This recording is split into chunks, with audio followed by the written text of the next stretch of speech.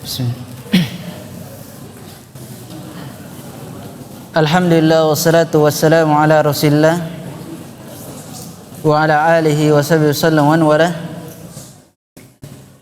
Asyhadu an la ilaha illallah wahdahu la syarika lah wa asyhadu anna Muhammadan abduhu wa rasuluh sallallahu alaihi wasallam tasliman katsira, amma ba'd. Alhamdulillah, segala puji bagi Allah Subhanahu wa taala, Rabb semesta alam.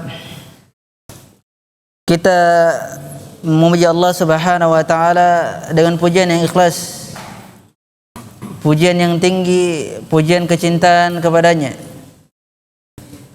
Kemudian salawat dan salam atas Nabi Allah Muhammad sallallahu alaihi wasallam beserta keluarga dan para sahabatnya.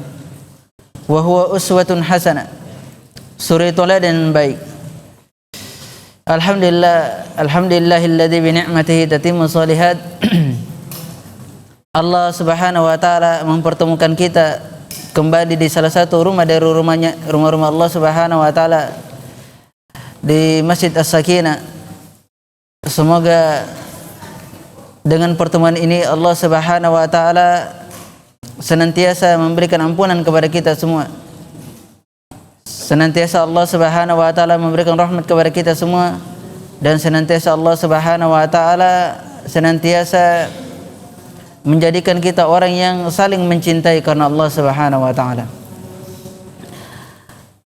Di kesempatan yang berbahagia ini kita melanjutkan kajian kita kembali dalam pembahasan Adabul Ishra.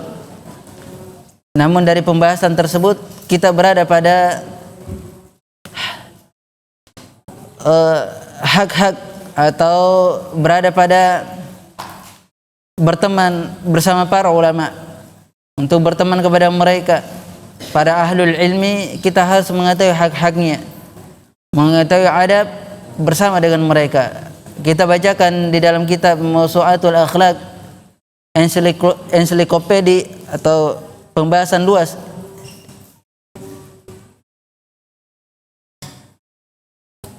Dan pembahasan luas masalah akhlak ini disebutkan tentang bagaimana tata cara seseorang itu beradab, berteman bersama para ulama. Kemudian dia juga berteman kepada ahlul ilm dan berteman kepada gurunya. Ini kita telah membahasnya dari sedikit apa yang telah kita sebutkan. Namun di kesempatan ini kita akan membahas tuntas daripada adab seorang talibul ilmi bersama seorang alim. Sebelum sampai ke pembahasan itu, disebutkan terlebih dahulu dari min hukukil ulama, hak-hak para ulama.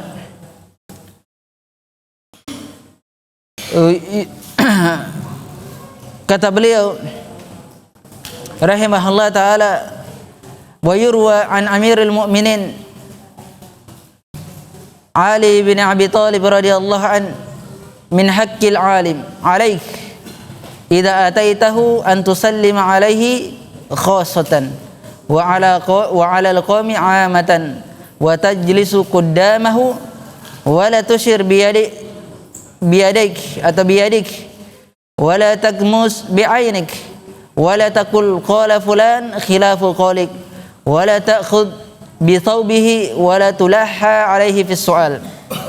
Ini penting sekali jika kita bertemu kepada para ulama, para masyayikh atau para alim wal muallim, seorang pengajar, untuk mengetahui bagaimana kondisi mereka, untuk mengetahui hak-hak mereka seperti apa. Diriwayatkan dari Amirul Mukminin. Mungkin terusnya kita agak panjang sedikit, enggak apa-apa. Panjang sedikit enggak apa-apa. Enggak apa-apa. Iya, karena agak. Diriwayatkan dari Amirul Mukminin Ali bin Abi Thalib radhiyallahu an. Beliau berkata, dan termasuk haknya seorang alim. Ini dianggap haknya. Hak itu wajib atau sunnah? Hah? Dari mana untuk mengetahui itu wajib? Siapa yang jawab wajib? Dari mana antum tahu itu wajib?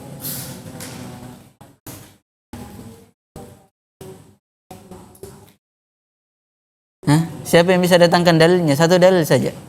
Banyak dalilnya. Ayo, siapa yang jawab wajib tadi? Yang menjawab harus tanggung jawab ya. Hah?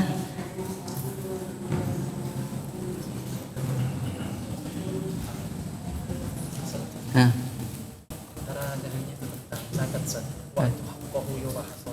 Wa tuhaqquhu yawma hasadi. Berikanlah haknya di waktu masa panen. Ini hak ini wajib atau tidak dikeluarkan? Wajib ketika masa panennya. Ini zakat berupa zakat pertanian. Maka diberikan haknya, itu wajib memberikan haknya. Hakku muslim alal muslim sitta atau khamsa, itu kan dalilnya tuh, haknya seorang muslim. Wajib atau tidak? Hah? Wajib atau tidak? Itu ada salah satu dalilnya. Dari di sini kata Ali bin Abi Thalib, dia mengatakan dari hak seorang alim atasmu. Ini menunjukkan bahwasannya benar-benar engkau ada kewajiban terhadap seorang alim, siapapun orangnya. Siapapun orangnya, baik yang masyhur maupun yang tidak masyhur. Baik yang mengajarkan antum secara global meskipun dia mengajar antum munfarid, bersendirian. Itu dikatakan seorang yang berilmu. Apabila engkau datang kepadanya, engkau mengucapkan salam secara khusus padanya. Dan apabila dan terhadap kaum secara umum. Ada seorang ustadz atau dai atau syekh ulama, maka antum datang kepadanya mengucapkan salam kepadanya. Assalamualaikum ya syekh, ya syekhuna, ya ustadzana. Kaifa haluk, bagaimana kabarmu? Nah, itu, dan secara kaum itu secara umum, assalamualaikum, seperti itu. Jika dia bersama-sama dengan antum berkumpul, maka antum datangi dia secara khusus. Ini adalah haknya dia. Begini tata cara antum berteman kepada dia. Jangan antum mentang-mentang antum kenal sama dia kayak teman pribadi begitu ya, nggak ada masalah sebenarnya. Cuma itu bisa menjatuhkan muru'ah antum. Bisa menjatuhkan muru'ah antum dan muru'ahnya dia. Nah, hendaknya itu diperhatikan. Muru'ah itu wibawa ya. Wibawa itu harus dijaga, karena termasuk menjaga wibawa itu adalah termasuk sesuatu yang dimuliakan. Dan engkau duduk di depannya, wala tusyir biyadik, jangan tunjuk-tunjuk dia. Jangan ditunjuk. Oh itu jangan, enggak boleh. Kemudian wala taqmus bi'ainik, jangan engkau kedip-kedipkan mata. Sebenarnya yang kita tenangkan, mengedipkan mata bagian daripada ghibah. Ini yang disebutkan Imam Nawawi rahimahullah ta'ala. Harus diingat-ingat yang merujuk ayat. Ghibah itu bukan hanya sekedar berbicara, tapi mengedipkan mata, mengkode-kode begitu. Apalagi kalau ada makanan, jangan dia kuat makan ini. Ya. Contohnya, ini kan contoh kan, ini kebanyakan daripada orang-orang yang terjadi. Atau dari ini bukan kelompoknya, nah itu dikedipkan mata, itu jangan. Biarkan saja berjalan dengan sendirinya. Itu Islam itu berjalan dengan sendirinya. Ya, santai saja, hadapi sesuai dengan apa kenyataannya. Wala taqul qala fulan khilafu qawli. Jangan kau mengatakan ustaz itu ustaz yang lain itu berbeda dengan pendapatnya antum. Lah, ini bukan adab. La yata'addab. Ini benar-benar tidak beradab orang seperti ini.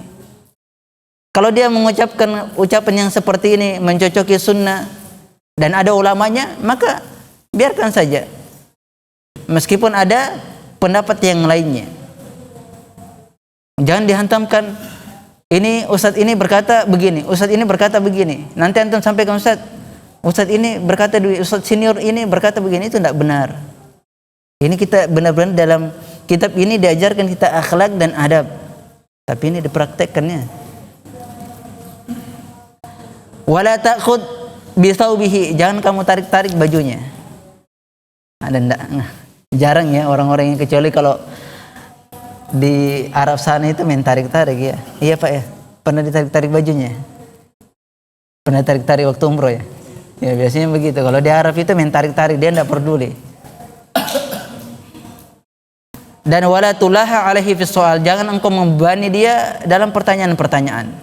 Bertanya sesuai dengan apa yang dibutuhkan. Jangan mendebat dia. Qala Imam Syafi'i rahimahullah taala.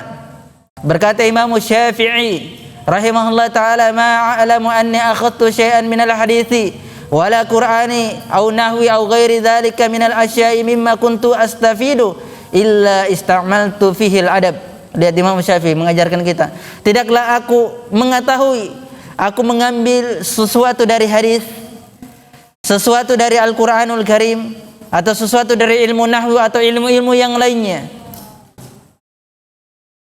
yang mana dapat memberikan faedah kepadaku dari ilmu-ilmu tersebut, kecuali aku menggunakan dengan adab padanya. Aku sertakan dengan adab. Ketika mengambil ilmu dengan adab, ilmu apapun, ilmu yang antum butuhkan, apapun bentuknya, antum harus mengambil dengan adab, karena itu adalah berkahnya. Iya, kenapa kita sering lupa, sering tidak mengamalkan apa yang kita dapatkan dari guru-guru, dari para masyayikh, para ulama, ternyata tidak ada berkah padanya. Hilang berkah. Disebabkan apa yang menghilangkan berkah itu? Sebabkan adab ternyata. Adab itu yang menghilangkan berkah. Adab itu yang menghilangkan berkah. Nanti akan dijelaskan juga di sini. Atau sudah dijelaskan ya. Kemudian lihat, wa kana dzalika tabi'i ila an qaddamtu ila al-Madinah. Atau tabi'i ila an qaddamtu Madinah. Dan ini adalah tabiatku semenjak aku sampai di kota Madinah. Fa ra'aitu min Malik ma ra'aitu min haibatihi wa ijlalihi al-ilm. Maka aku melihat dari Imam Malik, tidaklah aku melihat ada orang yang lebih memuliakan, benar-benar menghormati ilmu tersebut. Tidak aku melihat kecuali terdapat pada diri Imam Malik. Iya, sampai-sampai Imam Malik itu ya, sudah kita terangkan ya.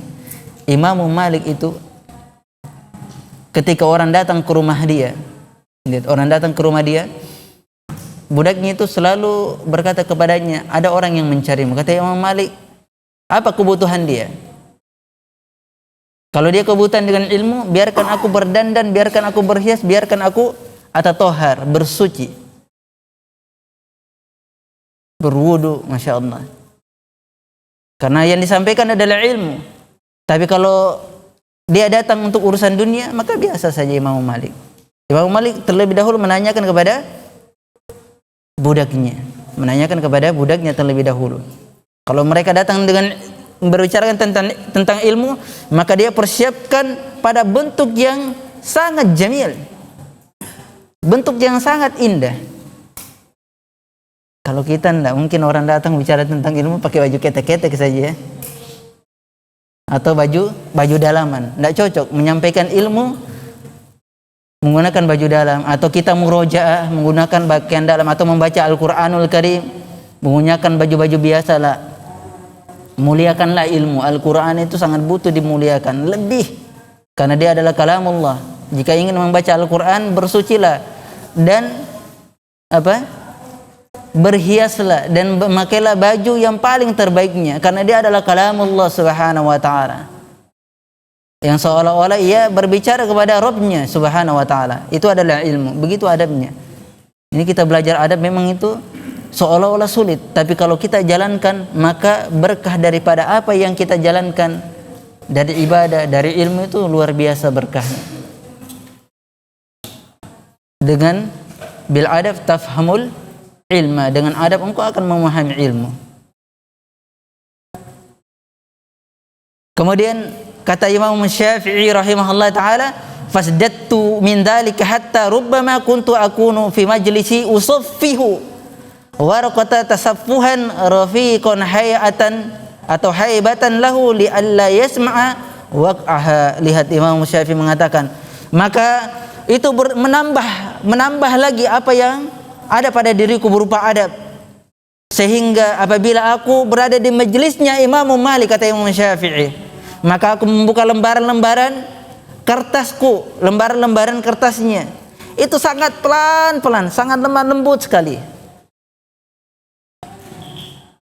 Sehingga ini adalah bentuk penghormatan, pemuliaan terhadap Imam Malik, sehingga agar Imam Malik itu tidak mendengar apa yang terbuka dari lembaran-lembaran tersebut.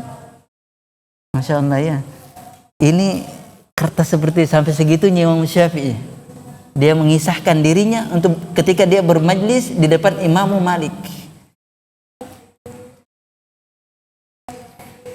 Nggak ada itu yang goyang-goyang begini, HP berbunyi. Imamul A'mas rahimahullah, kalau ada suara sedikit saja dia dengar, langsung dia tinggalkan majelis tersebut.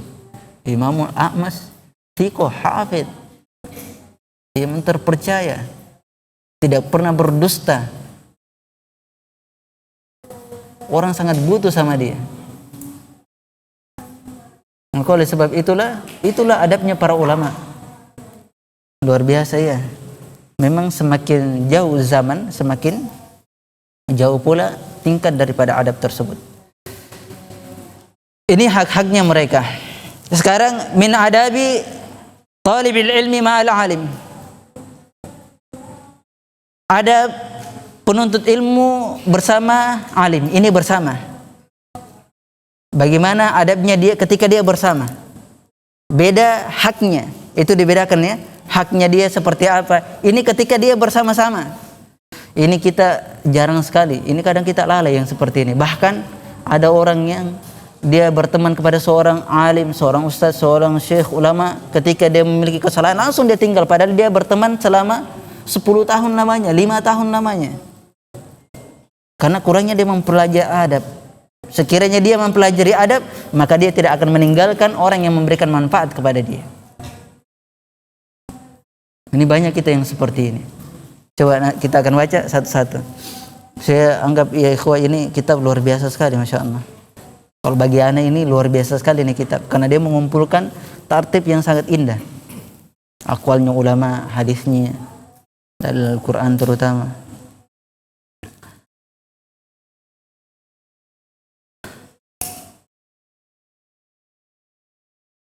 Bagaimana adabnya penuntut ilmu bersama seorang yang alim? Laqad aktsaru ahlul ilmi min kalami an uslubi ta'amul ma'al alim fi majlisi wal adabi ma'ahu mimma huwa madhkuru bi tawsi'i fi kutubil adabil alim wal muta'allim wa haqqun lahu dzalik min hadhihi al adab ala sabili tamthil. Dan sungguh banyak para ulama yang berbicara tentang uslub, metode-metode bermuamalah bersama para alim. Itu disebutkan. Dan bermajlis bersama alim dengan adab. Ini disebutkan dalam kitab-kitab yang luas, dalam pembahasan kitab-kitab adab. Kitab-kitab adab tentang seorang alim dan muta'allim, orang yang mengajarkan, seorang pengajar, dan hak-hak mereka. Dan di antara dari adab-adab ini ada yang kita akan berikan contoh. Semisalnya, pertama, tawadhu'u talib li syaikhihi. Hendaknya seorang penuntut ilmu itu tawadhu, merendahkan di hadapan gurunya. Jangan dia meninggi. Tidak boleh dia meninggi. Beliau mengatakan la yanalul ilma illa bitawadhu'i wal ilqa'i sam'i wat tawadhu'u at-talib li syaikhihi rif'atun wa dhillatu lahu izzun. Tidaklah diraih suatu ilmu.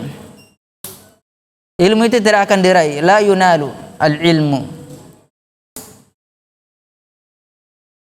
Tidaklah ilmu itu diraih kecuali dengan tawadhu dan langsung mendengarkan.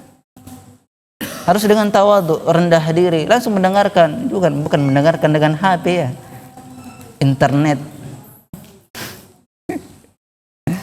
Ini apa nih yang mendengarkan? Ini adalah pelajaran. Yang dengarkan internet, intabi. Al-ilmu yu'ta wa la ya'ti. Ilmu itu didatangi, tidak mendatangi. Orang-orang yang suka mendengar ilmu ta'lim melalui internet berkahnya lebih sedikit dibandingkan orang yang datang ke majelis. Dan orang yang sering mendengarkan lewat internet itu banyak khilafatnya, banyak yang suka menyelisihi. Itu berbeda sekali dengan orang-orang yang datang ke majelis. Itu sangat berbeda. Nanti antum akan buktikan pada diri-diri antum. Dan ini yang dijelaskan oleh para masyayikh.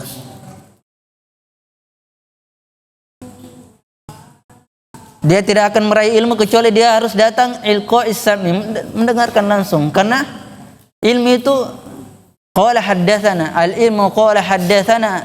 Ilmu itu apa yang diucapkan telah menceritakan kepadaku, itu diambil langsung. Apa yang diambil langsung, seperti itu. Wa tawadu talib ilmi li syekhi, dan tawadhu'nya, rendah diri seorang penuntut ilmu terhadap syekhnya adalah ketinggian baginya dia. Dan ketundukan terhadap syekhnya itu adalah suatu kemuliaan. Ketundukan, perendahan diri terhadap gurunya itu suatu kemuliaan. Iya. Ini sebenarnya ada juga yang telah kita luput di sini, sudah lewat pembahasannya. Ketika seorang ulama itu ditanya, tidak boleh seorang atau seorang alim atau seorang guru itu ditanya, yang lain ikut menjawab. Itu tidak boleh, itu bukan adab. Kalau bahasa Makassarnya, cepat-cepat ya. Begitu ya. Kalau ada yang ditanya di sini, langsung dia menjawab, oh iya, saya tahu itu tidak boleh. Cepat, ah? Oh, codo ya namanya. Ya, ini bahasa gaulnya codo. Kalau bahasa Indonesianya apa? Apa bahasa Indonesianya? Hah? Ikut campur ya. Ya, seperti codo-codo ya. Qala Imam Ahmad rahimahullah taala. Imam Ahmad sekarang Imam Ahmad menukilkan. Berkata Imam Ahmad rahimahullah taala, umirna an natawaddu'a liman nata'allam minhu. Kita diperintahkan untuk senantiasa tawadhu, rendah diri terhadap orang-orang yang kita mengambil ilmu darinya. Orang-orang yang kita mengambil ilmu darinya. Qala Imam Syafi'i rahimahullah taala. Berkata Imam Syafi'i rahimahullah taala, la yatlubu ahadun hadzal ilma bil milki wa izzu nafsi fayafluhu atau fayaflahu. Walakin man talabahu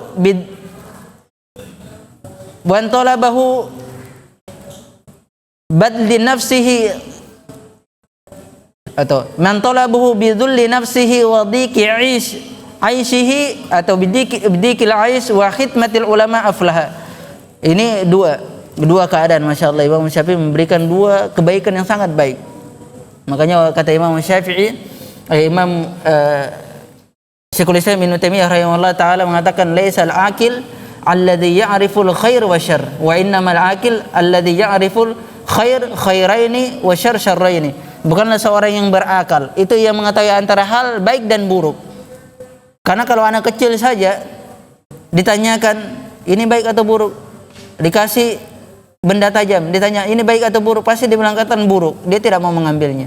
Atau diberikan sesuatu yang panas, api, dia pasti mengetahui ini baik atau buruk. Ini buruk tentunya kan, karena memudaratkan. Dan sesuatu yang berbahaya dari benda-benda tajam. Bukanlah seorang yang berakal itu mengetahui antara ini baik dan buruk, itu bukan seorang yang berakal. Tapi orang yang berakal, kata Imam Syekhul Islam Ibnu Taimiyah rahimahullah taala, tapi seorang yang berakal itu mengetahui antara dua, mana yang paling baik dan antara dua kebaikan. Dan dia mengetahui antara dua keburukan, mana yang paling rendah daripada keburukan tersebut. Maka itu yang dia lalui. Itu semuanya orang yang berakal.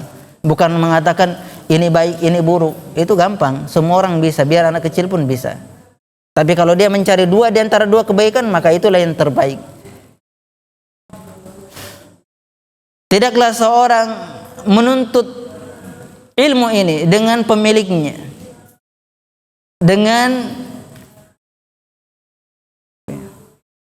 jiwa yang bersungguh-sungguh, maka dia beruntung.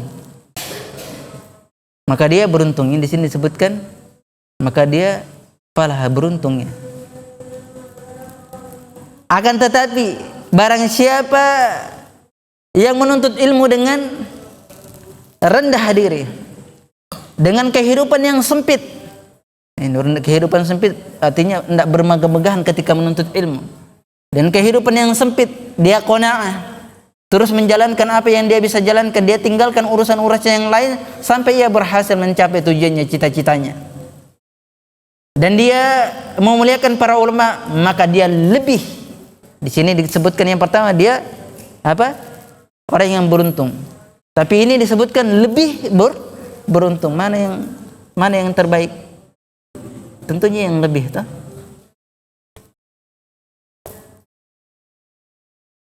Masya Allah. Ini lihat. Ini yang disebutkan Imam Ahmad. Masya Allah. Walillahi darul Imam Ahmad Ibn Hanbal rahimahullah ta'ala indama dhukiru indahu Ibrahim Ibn Tuhman wa kana Ahmad muttaki'an min illatin fastawa jalisan wa qala la yanbaghi an yuzkaru salihun fanattaki. Lihat Imam Ahmad, Masya Allah, mengajarkan kita. Dan di rumah Imam Ahmad Ibn Hanbal rahimahullah ta'ala, ketika dia disebutkan di rumah Imam Ahmad, ketika disebutkan di sisinya Ibrahim Ibn Tuhman. Ibrahim Ibn Tuhman ini seorang alim ulama. Ibrahim Ibn Tuhman. Dan sementara Imam Ahmad keadaannya pada waktu itu dalam keadaan dia muttaqian, berbaring, disebabkan sakit yang sangat sakit parah. Namun ketika disebutkan nama Ibrahim Ibn Tuhman, maka dia bangkit duduk dan menegakkan duduknya, duduk dengan duduk yang rapi. Kemudian dia berkata, tidaklah pantas apabila disebutkan orang-orang soleh, dia dalam keadaan berbaring. Subhanallah, ini pelajaran berharga.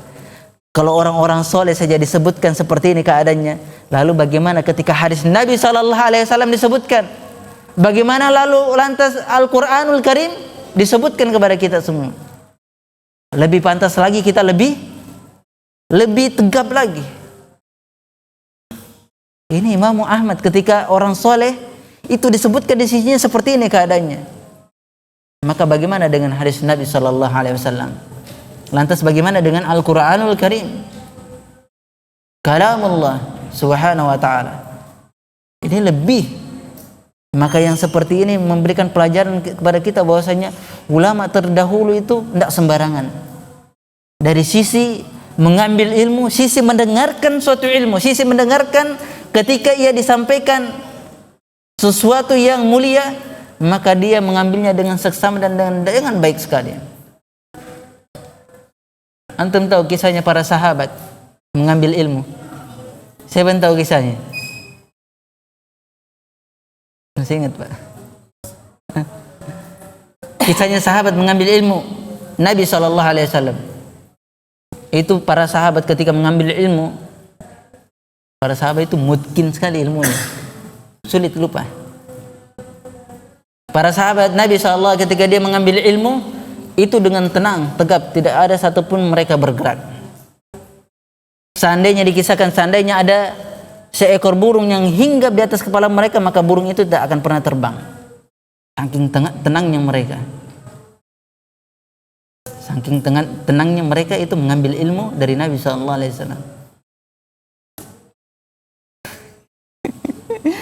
Ini luar biasa ya, tata cara mengambil ilmunya ini.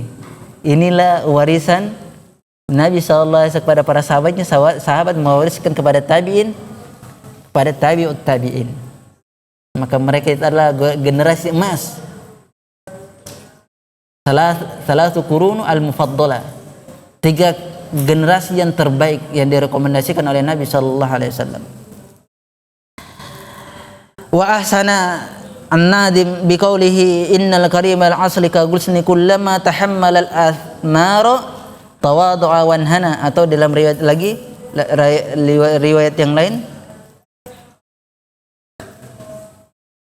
ya, inna karimal asli Dalam riwayat yang lain disebutkan izdada min khairin tawadhu'a wan hana, ya. Sesungguhnya asal kemuliaan itu seperti dahan ranting. Apabila dia apa lagi namanya? Memikul apa sih? Apa bahasa Indonesianya kalau dia bergantung itu apa? Ya, apabila dia bertengger, Hasan. Apabila buah itu bertengger kepadanya, itu seperti ranting. Apabila buah itu bertengger kepada ranting itu, dia semakin tunduk dan bertambah. Ini maksudnya apabila seorang alim, seorang yang berilmu, itu memiliki banyak ilmu, semakin banyak kebaikan yang dia raih, semakin banyak ilmu yang dia raih, maka dia semakin menunduk dan merendahkan diri. Nunduk dan merendahkan diri. Bukan semakin banyak ilmunya semakin banyak keluar-keluarnya juga, ya. Kalau kita nih semakin banyak belajar, apalagi lewat internet, ada ustadznya begini,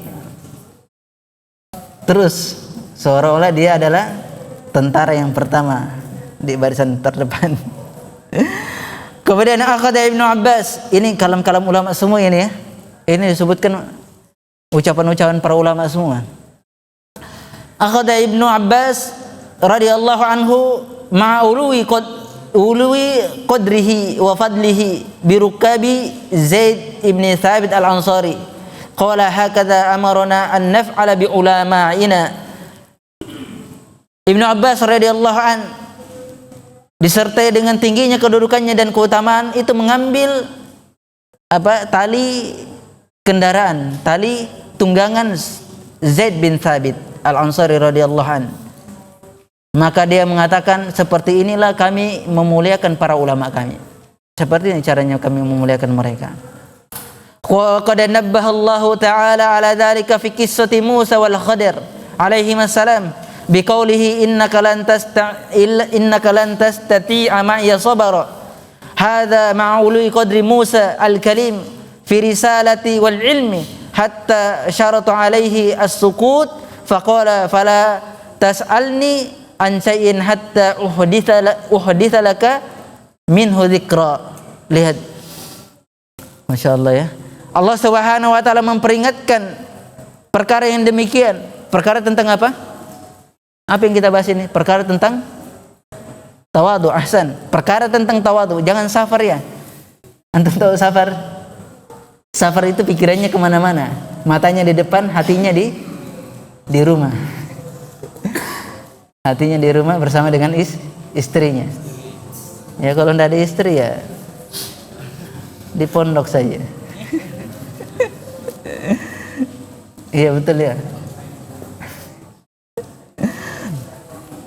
Allah Subhanahu wa ta'ala memberikan peringatan dari perkara demikian, yaitu perkara tawadhu dalam kisah Musa.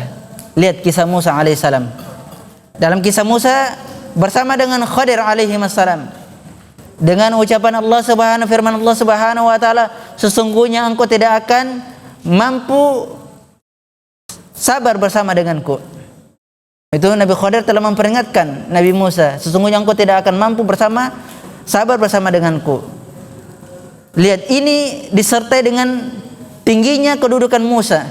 Dia adalah kalimullah, kemudian dia adalah Rasul Allah Subhanahu wa ta'ala dan memiliki ilmu, sehingga dipersyaratkan untuk diam. Siapa yang mulia? Nabi Khadir atau Nabi Musa? Nabi Musa. Lihat, Nabi Musa diajarkan untuk dia tetap diam, jangan bertanya kepada Khadir. Ini adalah bentuk apa? Tawadu Nabi Musa alaihissalam, dia tetap diam.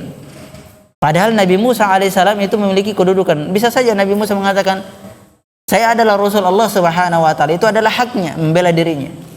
Boleh saja seperti itu, tapi disertai dengan kedudukan ketinggian dia, tapi dia memiliki sifat tawadu sehingga dipersyaratkan untuk dia diam.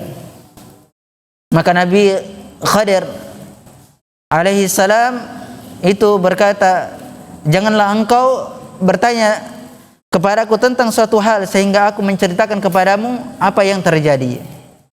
Ini yang pertama, tawadu, ya. Baru yang pertama, astagfirullah, sudah isya, ya. Yang kedua, kita ada Abu Thalib fi mukhatabati syaikhi. Adab seorang penuntut ilmu berbicara kepada gurunya. Bagaimana sih dia berbicara? Min at-tawqiri an yura'i at-talibu al-adab fi mukhatabati syaikhihi fala yunadi bi ismihi mujarradan bal yaqulu ya syekhuna ya syekhi fala yusammihi li'annahu arfa'u fi dhalika al-adab wa araqqa fil khitab wa la yunadihi min bu'din min ghairi ittirarin wa yukhatabuhu bisighatil jam'i tawkiran nahwa ma taqulun fi kada wa ma ra'aitukum wa ma ra'yukum fi kada. Diazan dulu atau saya selesaikan dulu ini. Adab seorang penuntut ilmu ketika dia berbicara terhadap gurunya, bagaimana adabnya? Termasuk pemuliaan, bahwasanya pemuliaan terhadap alim, terhadap guru, terhadap ulama, syekh atau ustadznya.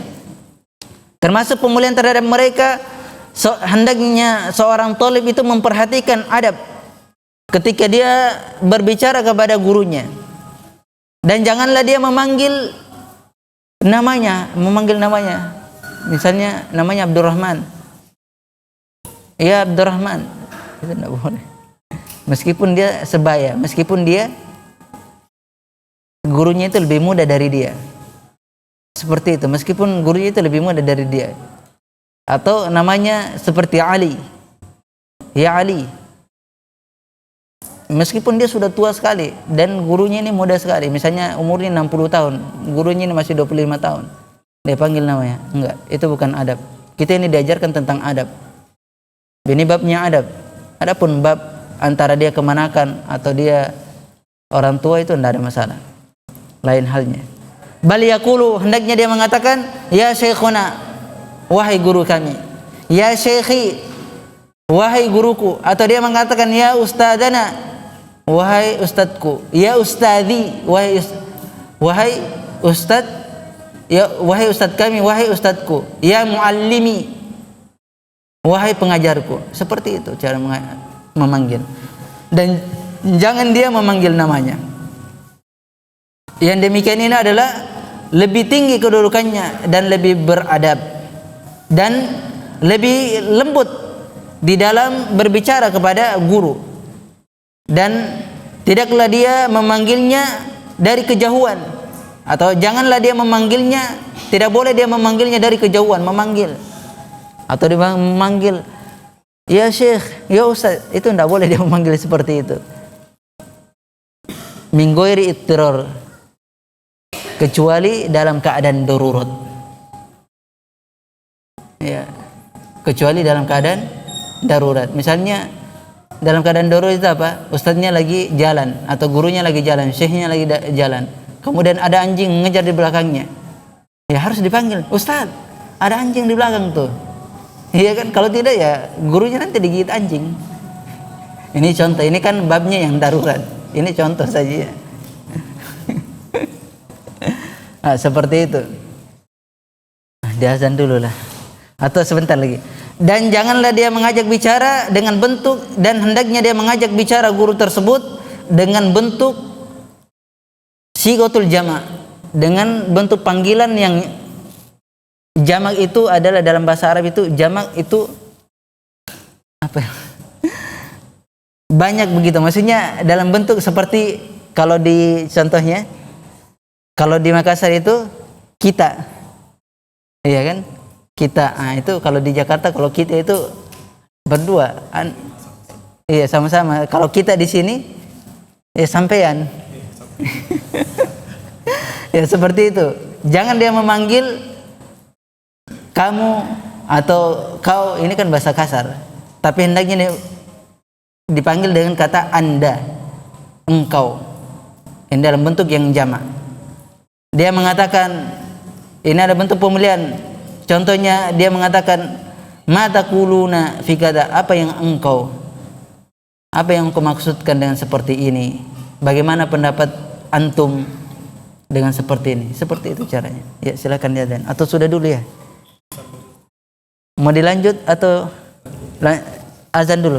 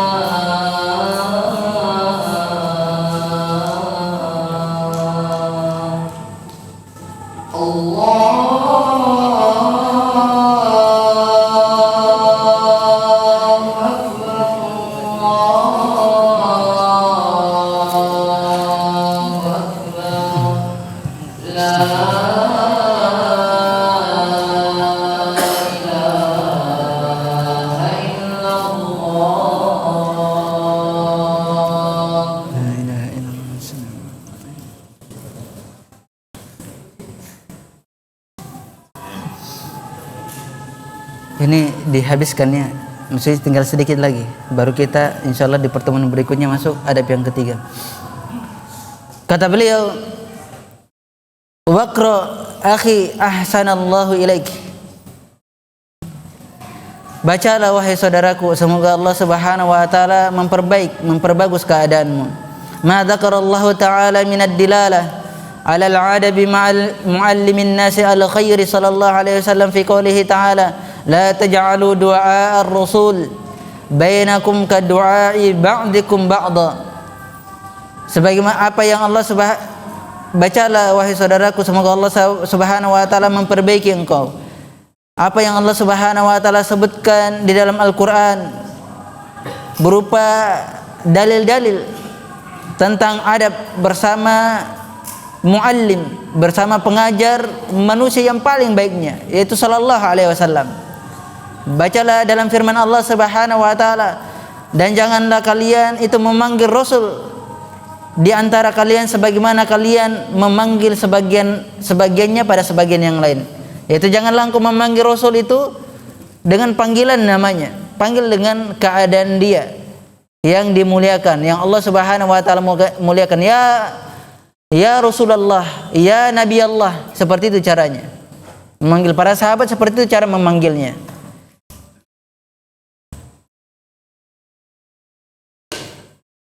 Hada aslu fi tamyizi dzil manzilah. Ini adalah asal di dalam membedakan orang-orang yang memiliki kedudukan. Ya, mungkin kadang orang itu gini.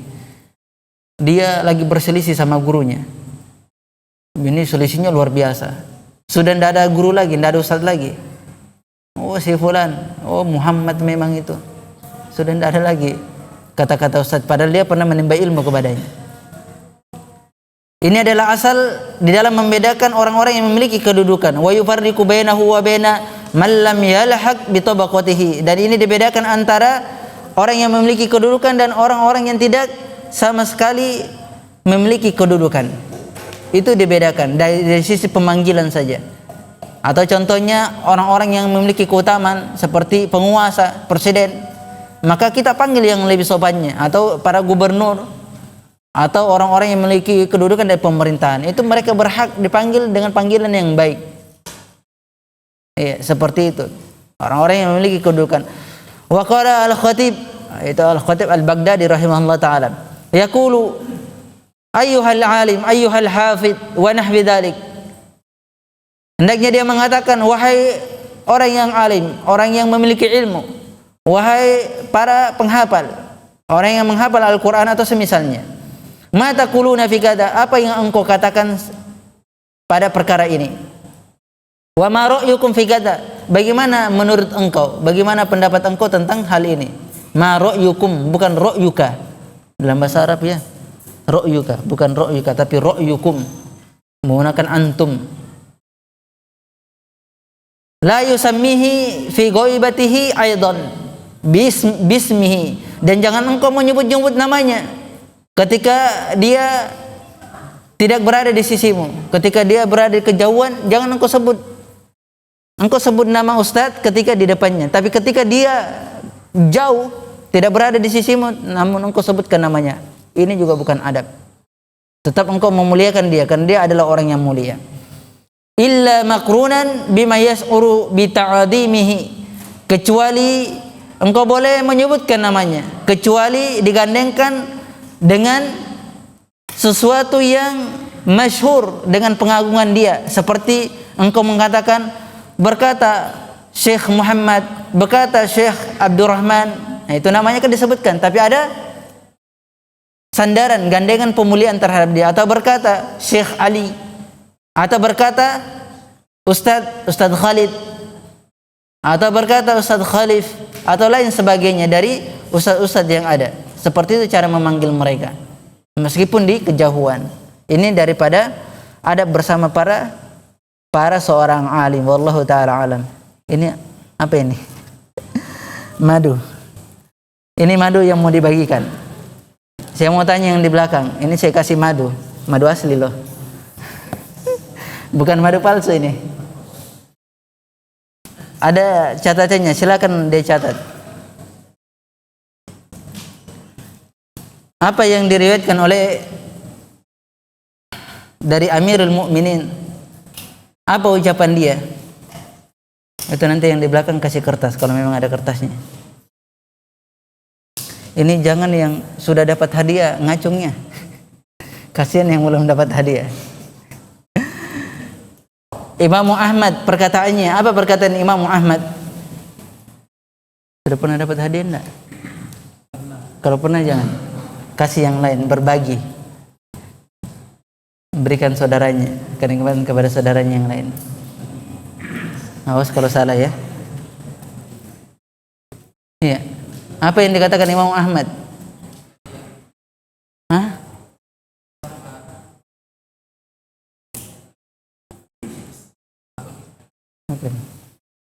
Itu ketika disebutkan Imam Ahmad orang-orang soleh di sisinya. Tapi ini yang saya maksud, ada apa ucapannya Imam Ahmad rahimahullah ta'ala. Siapa yang tidak pernah minum madu? Enggak pernah minum madu? Coba itu yang paling sudut. Iya. Pakai masker. Kita sama-sama pakai masker. Iya. Iya.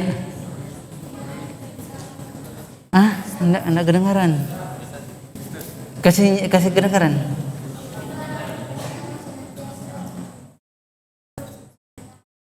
Ah? Kita diperintahkan tawadu. Ah? Ah? Ah? Iya, tawadu rendah hati terus. Iya, terus ada lanjutannya.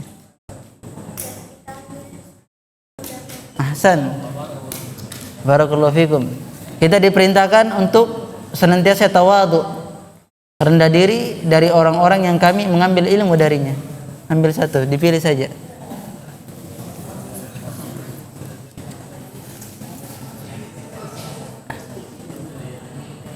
Ya, ambil. Jangan, iya. Jazakumullah khairan ya.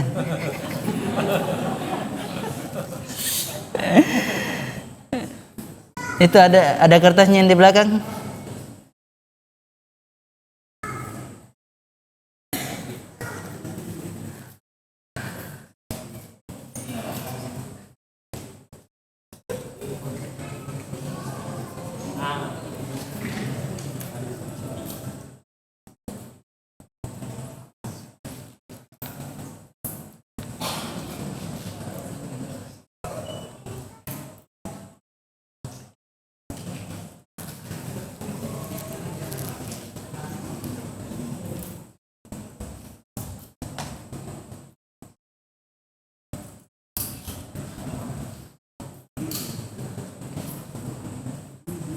Ayo, bapak-bapaknya. Apa ucapannya Syekhul Islam Ibnu Taimiyah tadi? Ucapannya Syekhul Islam Ibnu Taimiyah. Hah? Enggak apa-apa, kita murojaah aja, Pak. Apa ucapannya Syekhul Islam Ibnu Taimiyah?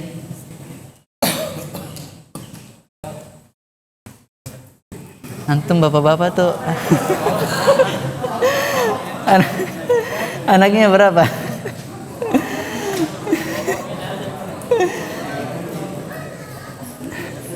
Ayo, bapak-bapaknya. Antum anaknya antum berapa?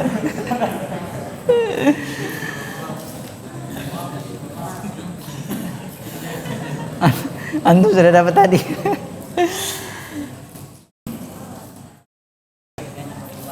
Ayo, ucapannya Imam Syafi'i yang belum pernah minum madu, sama sekali belum pernah minum madu. Nggak boleh berdusta ya. Coba itu baju putih, awas salah ya. Hah? Nggak kedengaran. Coba ke sini.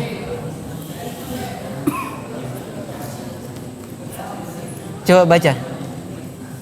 Tidaklah aku itu mengetahui suatu, aku mengambil hadis atau ilmu nahwu atau ilmu yang lainnya. Hah? Ilmu hadis, ilmu nahwu, ilmu Itu atau ilmu yang lainnya kecuali dengan ilmu Al-Quran. kecuali dengan adab. Yang demikian menjadi kebiasaanku semenjak aku ke Madinah dan melihat Imam Malik yang dimana Imam Malik tidak secara tetapi orang yang paling beradab terhadap ilmu.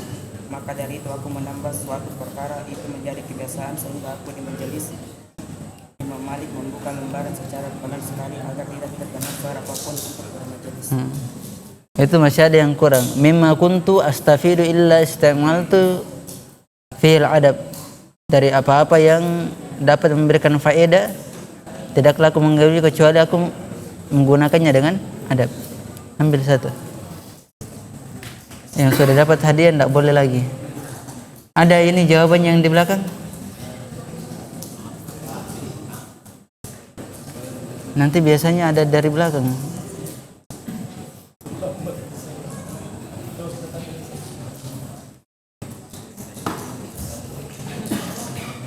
Apa ucapannya Ali bin Abi Thalib? Itu tulisannya sudah ada mungkin. Sudah ada tulisannya. Yang di balik hijab.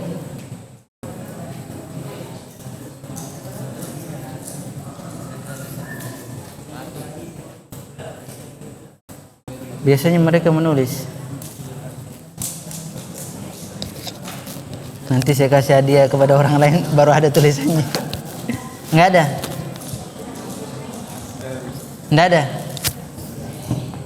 Yang lainnya.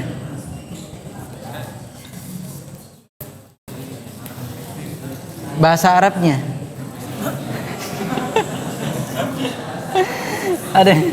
Ada yang tulis bahasa Arabnya.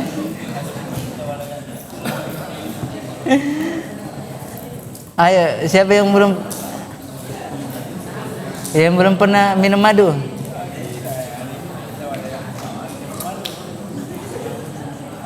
Oh, ada. Kan kadang terakhir. Apa ini? Oh, ini saya kok pertanyaan saya dikasih nih.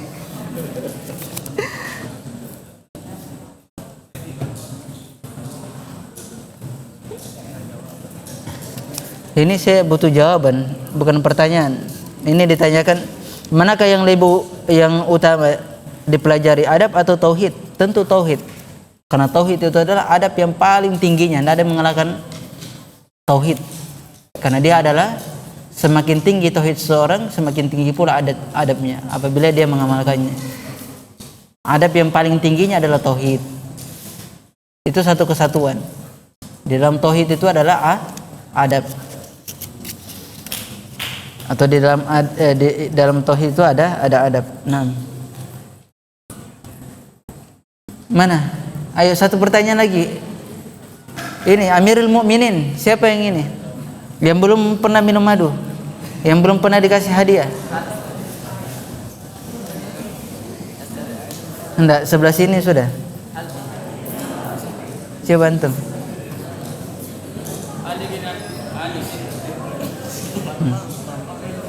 Coba. Ali bin Abi Thalib mengatakan, haknya seorang alim adalah apabila kau datang kepadanya, kamu mengucapkan salam. Mana pecinya? Pakai peci lah. Mana pecinya?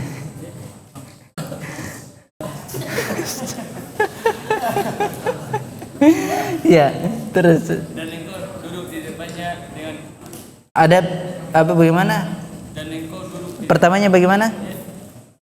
haknya secara alim adalah Hak seorang alim hak seorang alim adalah apabila kau datang atasmu. atasmu Apabila apabila engkau datang kepadanya, kamu mengucapkan salam secara khusus dan secara umum. engkau mengucapkan salam kepadanya secara khusus dan terhadap kaum secara umum.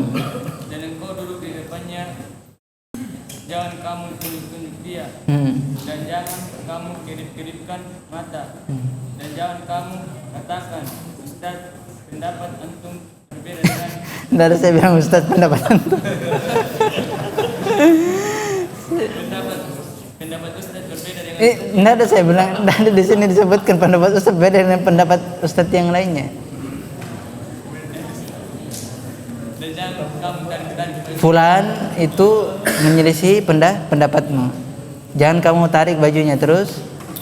dan jangan engkau bebani dia dengan pertanyaan. Iya.